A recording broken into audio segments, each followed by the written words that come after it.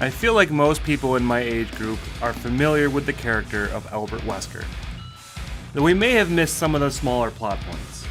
We remember the betrayal in Resident Evil 1, even though I didn't understand any of it at the time.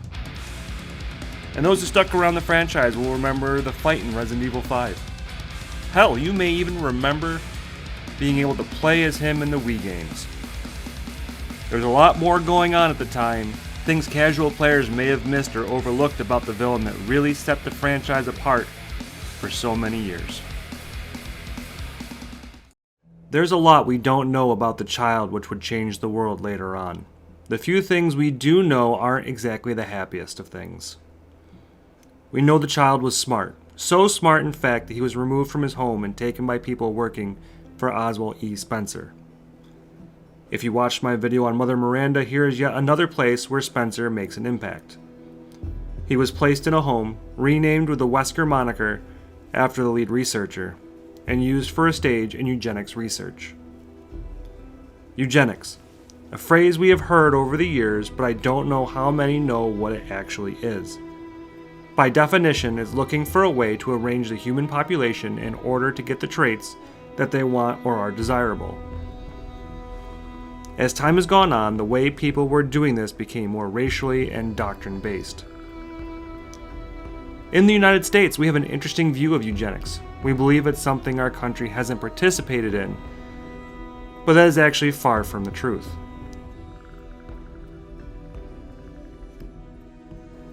In 1876, our country started enacting laws that was clearly aimed at steering society into the direction lawmakers wanted. It became illegal for people who either had epilepsy or deemed unfit to marry. The American Breeders Association was created in 1903. Now, this isn't a dog breeding company, but one based on Darwin's view and embraced eugenics. By the way, this is not gone. It still exists under the name of the American Genetics Association and has done what it can to erase where it came from. So, now that it's been established that it's something rooted in our own country, it is no longer out of the realm of possibility that Wesker may have been subjected to something like this. We can move on with our story. We also established in a previous video that Spencer also wanted to find ways to make mankind better. Sadly, this is where it takes a rather dark turn for Wesker. In order to start pushing the humankind in the direction wanted, Albert received the progenitor virus in order to increase his healing abilities. After receiving high grades and getting his doctorate in virology at age 17, Wesker was hired to work in Umbrella in 1977. He became a standout with William Birkin and both garnered a lot of attention by yet another big name in Umbrella, that of the name of Dr. James Marcus. It must be noted that even though the two young scientists were friendly with each other, there was a fierce competition between the two. Marcus took on the two young scientists and moved them to the Arkley Mountain facility in which he was in charge. Interestingly enough, the first project Wesker and Birkin was assigned to work on was the T-Virus project. Again, we are here talking about something that has some standing in reality and not just in the game world. Ebola is not as big of a virus as we talked about previously. Nothing like the Spanish flu.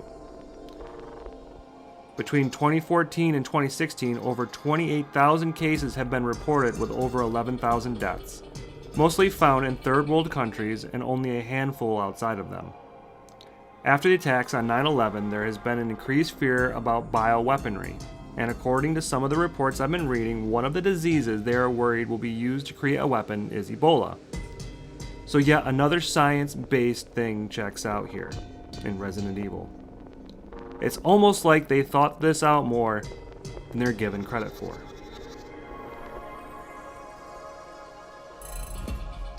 Back to Resident Evil. A lot was going on with Wesker all around the same time. Wesker's research produced results, but not exactly what they were looking for. They wanted something with a higher intelligence. There were a few jumps forward in his research, but it stalled out when it really only worked on 1 in 10 million subjects. But Wesker had some other issues going on. Spencer decided that James Marcus, the man overseeing Wesker and Birkin, needed to be out of the way. In an event that seems rather strange to me, both of the scientists attended and even participated in the assassination. Because they were willing to take out their past mentor, they were given something that would propel their research, a parasite known as the Nemesis Alpha. When I learned this, it blew my mind. Now I learned this recently, and one of the biggest complaints I remember hearing about Resident Evil 4, not that there were many complaints, mind you, was that it was no longer zombies. This was something in the original trilogy, that a parasite and not just another zombie virus. The franchise that was about zombies wasn't just about zombies. Now some of this has been retconned and changed, but it came to fruition with the inclusion of Lisa Trevor in the remake of Resident Evil 1. Now the interesting part of this is that the parasite didn't even survive the testing. Lisa was not a good host for it. Her body was experimented on so many times that it killed the parasite. This event was something that changed the path for Wesker.